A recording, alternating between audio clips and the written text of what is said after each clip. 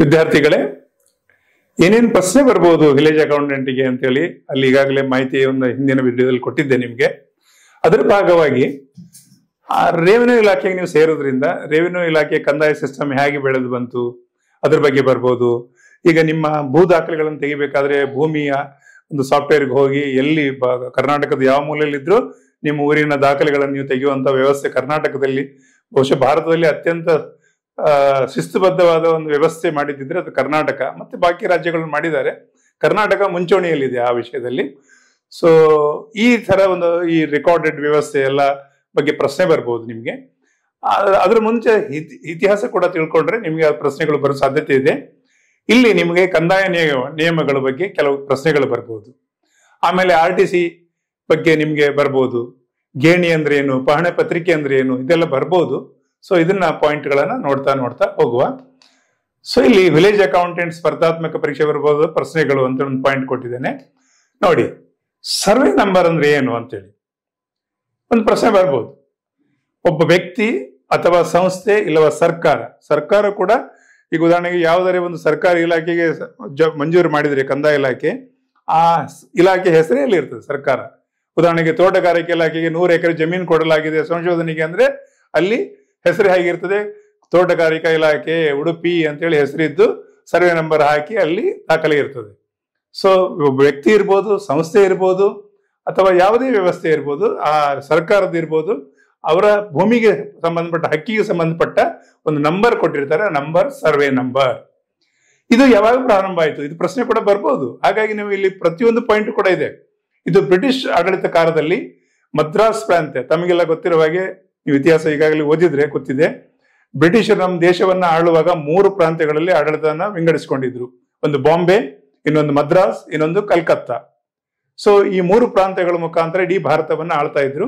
ಮತ್ತೆ ದಿಲ್ಲಿ ಕೂಡ ಆಮೇಲೆ ಪ್ರಧಾನ ಕೇಂದ್ರವಾಯಿತು. ಅದು ಮತ್ತೆ ಆಡಳಿತವನ್ನ ಈ 3 ಕೇಂದ್ರ ಮುಖಾಂತರ ನಡೆಸ್ತಾ ಇದ್ರು. ಪ್ರತಿಯೊಂದು ಪ್ರಾಂತ್ಯದಲ್ಲಿ ಏನು ಅವರು ಗವರ್ನರ್ ಇರ್ತಿದ್ರು, ಅವರು ತಮ್ಮ ಒಂದು ಆಲೋಚನೆಯ ಚಿಂತನೆಗಳನ್ನ ಅನುಷ್ಠಾನ ಮಾಡಲಿಕ್ಕೆ ಸಾಕಷ್ಟು ಕೆಲಸಗಳನ್ನು ಮಾಡಿದ್ದಾರೆ. ಇಲ್ಲಿ ಮದ್ರಾಸ್ ಪ್ರಾಂತ್ಯದ ಗವರ್ನರ್, ಈ ನಮ್ಮ ದಕ್ಷಿಣ ಕನ್ನಡ ಆಗಿರ್ಬೋದು, ಕರ್ನಾಟಕದ ಹೆಚ್ಚಿನ ಭಾಗ, ಉತ್ತರ ಕರ್ನಾಟಕದ ಕೆಲವು ಭಾಗಗಳು ಬಾಂಬೆಗೆ ಹೋದ್ರೆ, ಇನ್ನು ಈ ಗುಲ್ಬರ್ಗಾ ಇದೆಲ್ಲ ಹೈದರಾಬಾದ್ ನಿಜಾಮನ ಆಡಳಿತದಲ್ಲಿ ಇರೋದ್ರಿಂದ ಅದು ಮತ್ತೆ ಮದ್ರಾಸ್ ಪ್ರಾಂತ್ಯಕ್ಕೆ ಬರುವಂತದ್ದು ಎಲ್ಲ ಬೇರೆ ಗೊಂದಲ ಇದೆ. ಸೊ ಅದನ್ನ ನಾನು ಹಿಂದೆ ಹೇಳಲಿಕ್ಕೆ ಹೋಗುದಿಲ್ಲ. ಬಟ್ ಇಲ್ಲಿ ಈ ನಮ್ಮ ಮದ್ರಾಸ್ ಪ್ರಾಂತ್ಯದಲ್ಲಿ ಪ್ರಥಮವಾಗಿ, ಅಂದ್ರೆ ಕರ್ನಾಟಕದ ಹೆಚ್ಚಿನ ಭಾಗ ಮದ್ರಾಸ್ ಪ್ರಾಂತ್ಯದಲ್ಲಿ ಇತ್ತಲ್ಲ, ಇದರಲ್ಲಿ ಗವರ್ನರ್ ಥಾಮಸ್ ಮನ್ರೋ ಅನ್ನೋರು 18ನೇ ಶತಮಾನದಲ್ಲಿ ಇದಕ್ಕೆ ಸಿಸ್ಟಮ್ ತಂದ್ರು. ಅದಕ್ಕೆ ರೈತವಾರ ಪದ್ಧತಿ ಅಂತೇಳಿ ಟ್ಯಾಕ್ಸ್ ಕಲೆಕ್ಟ್ ಮಾಡ್ಲಿಕ್ಕೆ ಹಲವಾರು ಪದ್ಧತಿ ಇದೆ. ಅದರ ಬಗ್ಗೆ ಇದು ಹೇಳ್ತಾ ಇರುವಂತದ್ದು. ಈ ಪದ್ಧತಿಯಿಂದಾಗಿ, ರೈತವಾರ ಪದ್ಧತಿಯಿಂದಾಗಿ ರೈತರು ಕಂದಾಯವನ್ನು ನೇರವಾಗಿ ಸರ್ಕಾರಕ್ಕೆ ಕೊಡುವಂತ ವ್ಯವಸ್ಥೆ ಅವರು ಮಾಡಿದ್ರು. ಇದು ಭೂಮಿಗೆ ಸಂಬಂಧಿಸಿದ ದಾಖಲೆ ಸರ್ವೆ ನಂಬರ್ 1 ಪಾಯಿಂಟ್. ಇನ್ನು ಟೆನೆನ್ಸ್ ಅಂತ ಹೇಳಿದ್ರೆ ಗೇಣಿ, ಬಾಡಿಗೆ, ಒಕ್ಕಲುತನ. ತುಂಬಾ ಜನರಿಗೆ ಗೇಣಿ ಅಂದ್ರೆ ಏನು ಅಂತ ಹೇಳಿದ್ರೆ ಅದು ಬಾಡಿಗೆ. ನೀವು ಬಾಡಿಗೆ ಕೊಡುವಂಥದ್ದು. ಒಬ್ಬ ವ್ಯಕ್ತಿ ಜಂಟಿ ಖಾತೆ ಹೊಂದಿದ್ರು ಇರ್ಬೋದು, ಅವಿಭಕ್ತ ಕುಟುಂಬದಲ್ಲಿ ಇರ್ಬೋದು, ಅಥವಾ ಸರ್ಕಾರವೇ ಇರ್ಬೋದು, ಅದು ಯಾರ ಹೆಸರಲ್ಲಿ ದಾಖಲೆ ಇದೆ ಅಂತೇಳಿ ದಾಖಲೆ ಮಾಡಿ ಅವರು ಅದಕ್ಕೆ ಸಂಬಂಧಪಟ್ಟ ಹಾಗೆ ರಿಯಾಯಿತಿ ಇದ್ರೆ ರಿಯಾಯಿತಿ ಕೂಡ ಬರೆದಿರ್ತಾರೆ ಅದರಲ್ಲಿ ದಾಖಲೆಯಲ್ಲಿ. ಇಲ್ಲ ಆದ್ರೆ ಎಷ್ಟು ಟ್ಯಾಕ್ಸ್ ಕಟ್ಟಬೇಕಂತ ಇರ್ತದೆ, ಆ ಟ್ಯಾಕ್ಸ್ ಅನ್ನು ಕಟ್ಟುವಂತ ವ್ಯವಸ್ಥೆಯನ್ನು ಮಾಡಿದ್ರು. ಯಾವುದೇ ಸರ್ಕಾರಿ ಇಲಾಖೆ ಹೆಸರಿದ್ರು ಕೂಡ ಅದನ್ನ ಅಧಿಕೃತ ದಾಖಲೆ ಅದರಲ್ಲಿ ಇರ್ತದೆ. ಜೊತೆಗೆ ಭೂಮಿಗೆ ಸಂಬಂಧಿಸಿದ ಕಂದಾಯ ಸಂಬಂಧಿಸಿದ ಪಹಣಿ RTCಯಲ್ಲಿ ದಾಖಲೆ. ಪಹಣಿ ಅಂದ್ರೆ RTC, ಕನ್ನಡದಲ್ಲಿ ಪಹಣಿ ಅಂತ ಹೇಳ್ತೇವೆ.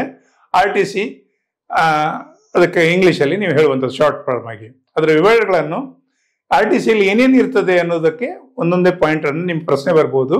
ಎಲ್ಲಿ ದಾಖಲು ಮಾಡ್ತಾರೆ ಅಂತೇಳಿ, ಸರ್ವೆ ನಂಬರ್ ಹೇಗೆ ಇರ್ತದೆ, RTC ಅಂದ್ರೆ ಏನು ಅಂತಲೂ ಬರ್ಬೋದು. ನೋಡುವ ಒಂದೊಂದೇ. ಆದ್ರೆ ಮೊದಲು ಕಂದಾಯಕ್ಕೆ ಸಂಬಂಧಪಟ್ಟ ಮತ್ತೇನು ಪದ್ಧತಿ ಇತ್ತು.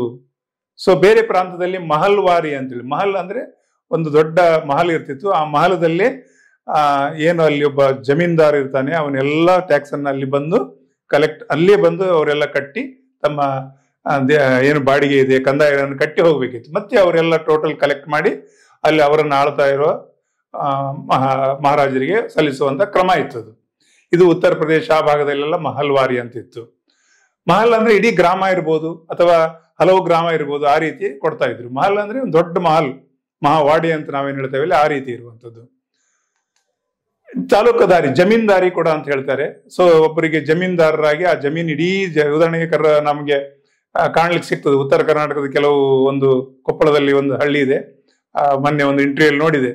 ಅವರ ಕಾಲದಲ್ಲಿ 27,000 ಅವರ ವ್ಯಾಪ್ತಿಯಲ್ಲಿ ಇತ್ತಂತೆ. 27,000 ಕಂದಾಯವನ್ನು ಕಲೆಕ್ಟ್ ಮಾಡಿ ಅದನ್ನ ಅವರು ಕಾಲಕ್ಕೆ ಅವರ ಮಹಾರಾಜರಿಗೆ ಸಲ್ಲಿಸಬೇಕಿತ್ತು. ಸ್ವರಾಜರಂದ್ರೆ ಯಾರು ಮೊದಲು ಮಹಾರಾಜ ಇದ್ರು, ಆಮೇಲೆ ಬ್ರಿಟಿಷರ್ ಇದ್ರು, ಅವರಿಗೆ ಸಲ್ಲಿಸ್ತಾ ಇದ್ರು. ಸೊ ಈ ರೀತಿ ಒಂದು ಪದ್ಧತಿ ಇತ್ತು. ಸೊ ಅದನ್ನ ನೋಡುವಾಗಲೇ ಆಶ್ಚರ್ಯ ಆಗ್ತದೆ, ಈ ತರ ಒಂದು ಪದ್ಧತಿ ಏನಿತ್ತು. ಇದು ಅದಕ್ಕೆ ತಾಲೂಕ್ದಾರಿ, ಜಮೀನ್ದಾರಿ, ಈ ತರ ಒಂದು ಪದ್ಧತಿ ಕೂಡ ಇತ್ತು.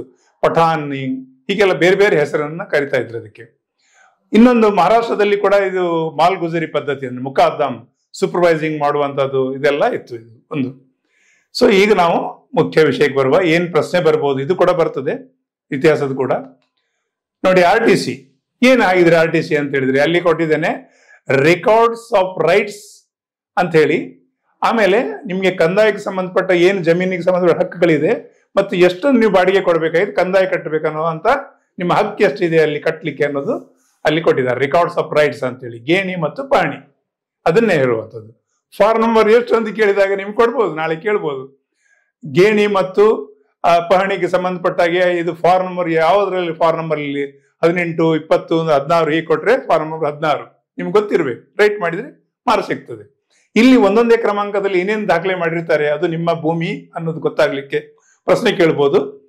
ಸೊ ಉದಾಹರಣೆಗಾಗಿ ಕಾಲಮ್ ನಂಬರ್ 1 ರಲ್ಲಿ ಸರ್ವೆ ನಂಬರ್, ಯಾವುದೋ ಒಂದು ಗ್ರಾಮ, ನಿಮ್ದು ಗ್ರಾಮ ಇದೆ, ಆ ಗ್ರಾಮದಲ್ಲಿ ನಿಮ್ಮ ಸರ್ವೆ ನಂಬರ್ 50 ಅಂತ ಇದೆ. ಅದರಲ್ಲಿ ಪಾರ್ಟ್ ಎಷ್ಟು ಇದೆ, ಉದಾಹರಣೆಗಾಗಿ 2B1 ಅಂತ ಕೊಟ್ಟಿದ್ದಾರೆ. ಸರಿ, ಅದರಲ್ಲಿ ಎಷ್ಟು ವಿಸ್ತೀರ್ಣ ಇದೆ ಅಂತೇಳಿ, ಉದಾಹರಣೆಗೆ 20 ಸೆಂಟ್ಸ್ ಅಂತ ಕೊಟ್ಟಿದ್ದೇನೆ. ಒಂದು ಎಕ್ಸಾಂಪಲ್, 100 ಎಕರೆ ಇರ್ಬೋದು, ಅದು ಬೇರೆ ವಿಷಯ. ನಾನು ಇಲ್ಲಿ ಅಂದಾಜು ಕೊಟ್ಟಿದ್ದು. ಸೊ 100 ಸೆಂಟ್ಸ್ಗೆ 1 ಎಕರೆ, ನೆನ್ಪಿಟ್ಕೊಳ್ಳಿ. ಅದು 1 ಗುಂಟೆ ಅಂದ್ರೆ 2.5 ಸೆಂಟ್ಸು, 40 ಗುಂಟೆ ಅಂದ್ರೆ 1 ಎಕರೆ. ಇದು ಕೂಡ ಬಹಳ ಇಂಪಾರ್ಟೆಂಟ್, ಇದೊಂದು ಇಟ್ಕೊಳ್ಳಿ, ಬಹಳ ಇಂಪಾರ್ಟೆಂಟ್ ಪಾಯಿಂಟ್ ಇದೆ. ಇದು ಕೇಳ್ಬಹುದು ನಿಮ್ಗೆ. 100 ಸೆಂಟ್ಸ್ ಅಂದ್ರೆ 1 ಎಕರೆ, 1 ಗುಂಟೆ ಅಂದ್ರೆ 2.5 ಸೆಂಟ್ಸು, 40 ಗುಂಟೆ ಅಂದ್ರೆ 1 ಎಕರೆ. ಇದು ಆ ಪಾಯಿಂಟ್ ಅಲ್ಲಿ ಬರೋದಿಲ್ಲ, ನಿಮ್ಗೆ ಒಂದು ಪಾಯಿಂಟ್ ಕೊಟ್ಟಿದ್ದೇನೆ. ಇನ್ನು 4ನೇ ಕಾಲಮ್ ನಲ್ಲಿ ಏನಿದೆ, ಕಂದಾಯ. ನಿಮ್ಗೆ ಎಷ್ಟು ಸಸ್ಯಗಳಿದೆ, ನೀರಿನ ದರ ಎಷ್ಟಿದೆ, ಅದರ ಬಗ್ಗೆ ಮಾಹಿತಿ ಇರ್ತದೆ. ಆಕಸ್ಮಿಕ ನಿಮ್ಮ ಜಮೀನು ಯಾವುದೆಲ್ಲ ಇದೆ, ವರ್ಗದ್ದು, ಅದೆಲ್ಲ ಡೀಟೇಲ್ಸ್ ಇದ್ದು ಕಂದಾಯಕ್ಕೆ ಸಂಬಂಧಪಟ್ಟಾಗಿ ಕೊಟ್ಟಿರ್ತಾರೆ. ಇನ್ನು 5ನೇ ಇದರಲ್ಲಿ ಕಾಲಮ್ ನಲ್ಲಿ ಮಣ್ಣು, ಯಾವ ರೀತಿ ಮಣ್ಣಿದೆ, ಕಪ್ಪು ಮಣ್ಣ, ಕೆಂಪು ಮಣ್ಣ, ಆ ಮಣ್ಣಿನ ವಿಧದಲ್ಲಿ ಕೂಡ ಟ್ಯಾಕ್ಸ್ ಹೆಚ್ಚು ಕಡಿಮೆ ಆಗ್ತದೆ. ಯಾಕಂದ್ರೆ ಮಣ್ಣಿನ ಫಲವತ್ತತೆ ನೋಡಿ ಟ್ಯಾಕ್ಸ್ ಕೂಡ ಫಿಕ್ಸ್ ಆಗೋದ್ರಿಂದ ಅದು ಬಹಳ ಇಂಪಾರ್ಟೆಂಟ್. ಪಟ್ಟ, ಒಬ್ಬ ವ್ಯಕ್ತಿಯು ತಾನು ಹೊಂದಿದ ಭೂಮಿ ಮಾಲೀಕ ಎಂದು ಸಾಬೀತುಪಡಿಸಲು ಪ್ರಮಾಣ ಹೊಂದಿದರೆ ಅದನ್ನು ಪಟ್ಟಾ ಭೂಮಿ ಅಂತ ಹೇಳ್ತಾರೆ. ನಿಮ್ಗೆ ಹೇಗೆ ಬಂತದು, ಯಾವುದೋ ರಾಜಮಹಲದಲ್ಲಿ ತಾಮ್ರಪತ್ರ ಮುಖಾಂತರ ಇದಾಯ್ತಾ, ಇನಾಮ್ ಮುಖಾಂತರ ಬಂತ, ಯಾವ ರೀತಿ ಬಂತು ಅದು ನಿಮ್ಮ ಭೂಮಿ ಅನ್ನೋದು ಅಲ್ಲಿ ಅದನ್ನ ವಿಂಗಡಿಸಿರ್ತಾರೆ. ಅದು ಆ ಕಾಲಮ್ ನಲ್ಲಿ ಇರ್ತದೆ. ಮರಗಳ ಸಂಖ್ಯೆ ಹಾಕಿರ್ತಾರೆ, ನಿಮ್ಮಲ್ಲಿ ಏನಾದ್ರೂ ಮರಗಳಿದ್ರೆ ಆ ಮರಗಳು ಎಷ್ಟಿದೆ ಅಂತ ಸಂಖ್ಯೆ ಹಾಕಿರ್ತಾರೆ. ಖೇತುವಾರಿ, ಇದೆಲ್ಲ ಯಾಕೆ ಹೀಗೆ ಬಂದಿದೆ ಅಂದ್ರೆ, ನಮ್ಮನ್ನ ತಮಗೆ ಗೊತ್ತಿರೋ ಹಾಗೆ ಬ್ರಿಟಿಷರು ಬರುವ ಮೊದಲು ಮೊಘಲರು ಆಳ್ತಾ ಇದ್ರು, ಅಥವಾ ಮುಸ್ಲಿಂ ದೊರೆಗಳನ್ನು ಆಳ್ತಾ ಇದ್ರು. ಇಲ್ಲಿ ಉರ್ದು, ಫಾರ್ಸಿ, ಹಿಂದಿ ಎಲ್ಲ ಮಿಕ್ಸ್ ಆಗಿ ಈ ಹೆಸರು ಖೇತ್ ಅಂತ ಹೇಳಿದ್ರೆ ಏನ್ ಹೇಳಿ, ಖೇತ್ ಅಂತ ಹೇಳಿದ್ರೆ ಭೂಮಿ ಅಥವಾ ಹೊಲ, ಗದ್ದೆ, ಅದಕ್ಕೆ ಸಂಬಂಧ ಖೇತ್ ಅಂತ ಹೇಳುದು. ಅದಕ್ಕೆ ಖೇತುವಾರ ಪ್ರಕಾರ ಅಂತ ಹೇಳಿ. ನೀರಿನ ವಿಸ್ತೀರ್ಣ, ನೀರಿನ ಮೂಲ, ಅಲ್ಲಿ ಮುಂಗಾರು, ಹಿಂಗಾರು, ಬಾಗಾಯ್ತು. ಬಾಗಾಯ್ತು ಅಂದ್ರೆ ಏನ್ ಹೇಳಿ, ಇಲ್ಲಿ ಕನ್ಫ್ಯೂಸ್. ತೋಟ, ಬಾಗ, ಆಕ್ಚುಲಿ ಹಿಂದಿಯಲ್ಲಿ ಬಾಗ ಅಂತ ಹೇಳಿದ್ರೆ ತೋಟ ಅಂತೇಳಿ ಅರ್ಥ. ಹಾಗಾಗಿ ಬಾಗಾಯ್ತು ಅಂತ ಕೊಟ್ರು. ಸೊ ಅಲ್ಲಿಯ ಭಾಷೆಗಳು ಇಲ್ಲಿ ಸೇರ್ಪಡೆ ಆಗಿದೆ. ಸೊ ಅದು ಕೂಡ ನೀವು ಕೇಳ್ಬೋದು, ಬಾಗಾಯ್ತು ಅಂದ್ರೆ ಏನು, ತೋಟದ ಬೆಳೆಗಳು ಇರುವಂತ ವ್ಯವಸ್ಥೆ. ಸೊ 9ನೇ ಇದರಲ್ಲಿ ಕಬ್ಜೆ ಅಥವಾ ಸ್ವಾಧೀನದ ರೀತಿ, ಹೇಗೆ ಅವ್ರು ಯಾರು, ಎಲ್ಲಿಂದ ಹೇಗೆ ತಗೊಂಡ್ರಿ ಅಂತ. ಈಗ ಜಮೀನು ನೀವು ಪರ್ಚೇಸ್ ಮಾಡಿದ್ರೆ ಯಾರಿಂದ ಪಡೆದ್ರಿ, ಯಾವ ರೀತಿ ಮಾಡಿದ್ರಿ, ಕ್ರಯಕ್ಕೆ ತಗೊಂಡ್ರೆ ಅಥವಾ ನಿಮ್ಗೆ ಯಾವ ರೀತಿ ಬಂತು, ಅದರ ವಿವರಗಳು ಅದರಲ್ಲಿ ಇರ್ತದೆ. ಕಬ್ಜೆ ಅಂದ್ರೆ ನಿಮ್ಮ ಸ್ವಾಧೀನದಲ್ಲಿ ಬರುವಂತದ್ದು. ಆ ಹೆಸರು, ತಂದೆ ಹೆಸರು, ವಿಳಾಸ ಎಲ್ಲ ಅದರಲ್ಲಿ ಇರ್ತದೆ 9ನೇ ಕಾಲಂನಲ್ಲಿ. 10ನೇ ಕಾಲಂನಲ್ಲಿ ಇಲ್ಲಿ ಬಹಳ ಚೆನ್ನಾಗಿ ಕೊಟ್ಟಿದ್ದೇವೆ. ಕಬ್ಜೆ ಅಥವಾ ಸ್ವಾಧೀನ ರೀತಿ ಯಾವ ರೀತಿ ನಿಮ್ಗೆ ಆಯ್ತದು. ಹಿಂದೆ ರಾಜ ಮಹಾರಾಜರ ಕಾಲದಲ್ಲಿ ತಾಮ್ರದ ಪತ್ರ ಮುಖಾಂತರ ನಿಮ್ಗೆ ಮಂಜೂರಾಗಿದೆಯಾ, ಅಥವಾ ಇನಾಮ್ ಅಂತ ಹೇಳಿ ಕೊಟ್ಟಿದ್ದಾರೆ. ಇನಾಮ್ ಅಂತ ಹೇಳಿದ್ರೆ ಬಹುಮಾನ ರೂಪದಲ್ಲಿ ವಿಂಗಡಣೆ ಆಗಿದೆಯಾ, ಅಥವಾ ನೀವು ಯಾವುದೋ ಸೈನಿಕ ಕೆಲಸ ನಿರ್ವಹಿಸಿ ಶೌರ್ಯ ಪ್ರದಾನ ಮಾಡಿದ್ರಿ ಆ ಕಾಲದಲ್ಲಿ, ಆವಾಗ ನಿಮ್ಗೆ ಅದನ್ನ ಕೊಟ್ಟಿದ್ದಾರಾ, ಯಾವ ರೀತಿ ಕೊಟ್ಟಿದ್ದಾರೆ, ಅದ್ರ ಬಗ್ಗೆ ದಾಖಲೆಗಳು ಇರ್ತಿಲ್ಲ ಅಲ್ಲ, ಅದು ಯಾವ ರೀತಿಯ ನಿಮ್ಗೆ ಬಂದಿದೆ ಅಂತೇಳಿ. ಇತರ ಹಕ್ಕುಗಳು, ಋಣಗಳು ನಿಮ್ಗೆ ಯಾವ್ದೆಲ್ಲ ಇದೆ, ಇತರ ಹಕ್ಕುಗಳು ಕೊಡ್ತಾರೆ. ಸಾಗುವಳಿಯ ಗೇಣಿ ವಿವರ. ಗೇಣಿ ಅಂದ್ರೆ ಬಾಡಿಗೆ, ನೆನ್ಪಿಟ್ಕೊಳ್ಳಿ. ಗೇಣಿ ಅಂದ್ರೆ ಬಾಡಿಗೆ, ನೀವು ಸರ್ಕಾರಕ್ಕೆ ಕಣುವುದೊಂದು, ಅದು ಬಾಡಿಗೆ. ಅದು ಎಷ್ಟು ಅಂತ ಭೂಮಿಗೆ ಸಂಬಂಧಪಟ್ಟ ಹಾಗೆ. ಆಮೇಲೆ 13ನೇ ಕಾಲಂನಲ್ಲಿ ಭೂಮಿಯ ಉಪಯೋಗ, ಅದು ಏನೇನು ಉಪಯೋಗ ಆಗ್ತಾ ಇದೆ, ಅಲ್ಲಿ ಯಾವ ರೀತಿಯ ಉಪಯೋಗ ಆಗ್ತಾ ಇದೆ, ಅದು ಹಾಗೆ ಬಿಟ್ಟಿದ್ದಾರಾ, ಭೂಮಿಯಲ್ಲಿ ಏನು ಬೆಳೆ ಬೆಳೀತಾ ಇದ್ದಾರೆ, ಮತ್ತೊಂದು ಎಲ್ಲ ಡೀಟೇಲ್ಸ್ ಇರುವಂತ ಒಂದು. ಇನ್ನೊಂದು ನಿಮಗೆ ಈ ನಮ್ಮ ಕೃಷಿ ಪ್ರಧಾನವಾದ ನಮ್ಮ ದೇಶದ್ದು ಹೇಗೆ ನಮ್ಮ ಆರ್ಥಿಕ ವರ್ಷ ಹೇಗಿರ್ತದೆ ತಮಗೆಲ್ಲ ಗೊತ್ತಿರುವ ಹಾಗೆ ಮಾರ್ಚ್ 31ಕ್ಕೆ ಎಂಡ್ ಆಗ್ತದೆ. ಏಪ್ರಿಲ್ 1ರಿಂದ ಮುಂದಿನ ಮಾರ್ಚ್ 31ವರೆಗೆ ಒಂದು ಆರ್ಥಿಕ ವರ್ಷ ಅಂತ ಇರ್ತದೆ. ನಮಗೆ ಹೊಸ ವರ್ಷ ಹೇಗೆ ಜನವರಿಯಿಂದ ಡಿಸೆಂಬರ್ವರೆಗೆ ವರ್ಷಗಳನ್ನು ಆಚರಿಸ್ತೇವೆ. ಇಲ್ಲಿ ಕೃಷಿ ಪ್ರಧಾನವಾದ ವರ್ಷ ಹೇಗೆ ಅಂದ್ರೆ ಜುಲೈರಿಂದ ಪ್ರಾರಂಭವಾಗಿ ಜೂನ್, ಅಲ್ಲಿ ಲಾಸ್ಟ್ ಒಂದು ಪಾಯಿಂಟ್ ಕೊಟ್ಟಿದ್ದೇನೆ. ಉದಾಹರಣೆಗೆ ಈ ವರ್ಷದ ಅಗ್ರಿಕಲ್ಚರ್ ಇಯರ್ 2024 ಜುಲೈಗೆ ಪ್ರಾರಂಭವಾದ್ರೆ ನೆಕ್ಸ್ಟ್ 2025 ಜೂನ್ಗೆ ಎಂಡ್ ಆಗ್ತದೆ. ಒಂದು ಆರ್ಥಿಕ ಇದು ಯಾವುದು, ಇದು ಅಗ್ರಿಕಲ್ಚರ್ ಇಯರ್. ಇದು ಬಹಳ ಇಂಪಾರ್ಟೆಂಟ್, ಕೇಳಬಹುದು ನಿಮಗೆ. ಜುಲೈ 1ರಿಂದ ಪ್ರಾರಂಭವಾಗಿ ಜೂನ್ 30ರವರೆಗೆ ಒಂದು ಆರ್ಥಿಕ ವರ್ಷ, ಮುಂಗಾರು ಹಿಂಗಾರು. ಸೊ ಅಲ್ಲಿ ನಿಮ್ಗೆ ವಯಸ್ಸಾಗರ ಯಾರು ಭೂಮಿಯನ್ನು ಮಾಡ್ತಾ ಇದ್ದಾರೆ ಅವರ ಹೆಸರು, ವಾಸಸ್ಥಳ, ಸಾಗುವಳಿ ಪದ್ಧತಿ, ಗೇಣಿಯ ವಿಸ್ತೀರ್ಣ, ಎಕರೆ ಸೆಣಸು, ಗುತ್ತಿಗೆ ವರ್ಗ ಎಲ್ಲ ಡೀಟೇಲ್ಸ್, ಬಾಗಾಯತ, ತರಿಯ, ಕುಸ್ಕಿಯ. ನೋಡಿ ಕುಸ್ಕಿ ಅಂದ್ರೆ ಏನು, ನಿಮ್ಗೆ ವೆಟ್ ಲ್ಯಾಂಡ್ ಮತ್ತೆ ಡ್ರೈ ಲ್ಯಾಂಡ್ ಅಂತ ಬರ್ತದೆ.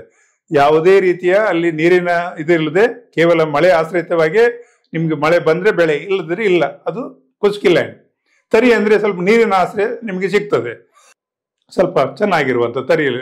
ನಮ್ಮಲ್ಲಿ ನೀವು ನೋಡಿದಿರಿ ತರಿ ಗದ್ದೆ ಅಂತ ಹೇಳಿದ್ರೆ ಕೆಲವು ಸಲ ಒಂದ್ಸಲ ಮಳೆ ಬಂದು ಸರಿಯಾಗಿ ಮಳೆ ಬಂದ್ರೆ ಅದರಲ್ಲಿ 2 ಬೆಳೆ ಕೂಡ ಬೆಳೀತಾರೆ. ಸಾಧ್ಯ ಆದ್ರೆ ಕೆಲವು ಗದ್ದೆ ಹೇಗೆ ಅಂದ್ರೆ 3ನೇ ಬೆಳೆಯಾಗಿ ಧಾನ್ಯ ಗಿನ್ಯ ತೆಗೆಯುವಂತ ಕ್ರಮ ಇರ್ತದೆ. ಆ ತರ ತರಿ. ಬಾಗಾಯತ ಅಂದ್ರೆ ತೋಟದ ಬೆಳೆ ಬರೆಯುವಂಥದ್ದು. ಕುಸ್ಕಿ ಅಂದ್ರೆ ಡ್ರೈ ಲ್ಯಾಂಡ್. ಸಿಂಪಲ್ ಆಗಿ ನಮ್ಮ ಜಿಲ್ಲೆಯಲ್ಲಿ ಹೇಳಿದರೆ ಬೆಟ್ಟು, ಮಜಲು ಮತ್ತೆ ಬಯಲು ಅಂತ ನಾವೇನು ಹೇಳ್ತೇವೆ, ಆ ರೀತಿ ವಿಂಗಡಿಸ್ಕೊಳ್ಬಹುದು. ಅದನ್ನೇ ಅಲ್ಲಿ ಡೀಟೇಲ್ಸ್ ಆಗಿ ಕೊಟ್ಟಿದ್ದಾರೆ. ನೀರಾವರಿ ಯಾವ ಮೂಲದಿಂದ ಬಂದಿದೆ ಎಲ್ಲ ಸೇರಿಸಿ ಅಲ್ಲಿ ಈ ಡೀಟೇಲ್ಸ್ಗಳು 13ನೇ ಕಾಲಂನಲ್ಲಿ ಇರ್ತದೆ. ಸೊ ಇಷ್ಟನ್ನ ಈ ನಿಮ್ಗೆ ಕಂದಾಯಕ್ಕೆ ಸಂಬಂಧಪಟ್ಟಾಗಿ ಈ ಪ್ರಶ್ನೆಗಳು ಬರ್ಬೋದು ಅಂತ ಅಂದಾಜು ಮಾಡಿ ಕೊಟ್ಟಿದ್ದೇನೆ. ಖಂಡಿತ ಬರ್ತದೆ. ಇನ್ನೊಂದು ಸಾಫ್ಟ್ವೇರ್ಗಳ ಬಗ್ಗೆ ತಿಳ್ಕೊಳ್ಳಿ. ಭೂಮಿ ಸಾಫ್ಟ್ವೇರ್ ಮುಖಾಂತರ ಈ RTCಯನ್ನ ನೀವು ಎಲ್ಲಿಂದ ಕೂಡ ಪಡ್ಕೊಳ್ಬಹುದು. ಯಾವುದೇ ಒಂದು ಸೆಂಟರ್ಗೆ ಹೋಗಿ ಎಲ್ಲಿ ನಿಮಗೆ ಕಂಪ್ಯೂಟರ್ ಸೆಂಟರ್ ಇದ್ರೆ ಅಲ್ಲಿಂದ ಪಡ್ಕೊಳ್ಬಹುದು. ಆ ರೀತಿಯ ಒಂದು ವ್ಯವಸ್ಥೆ ಮಾಡಿದ್ದಾರೆ.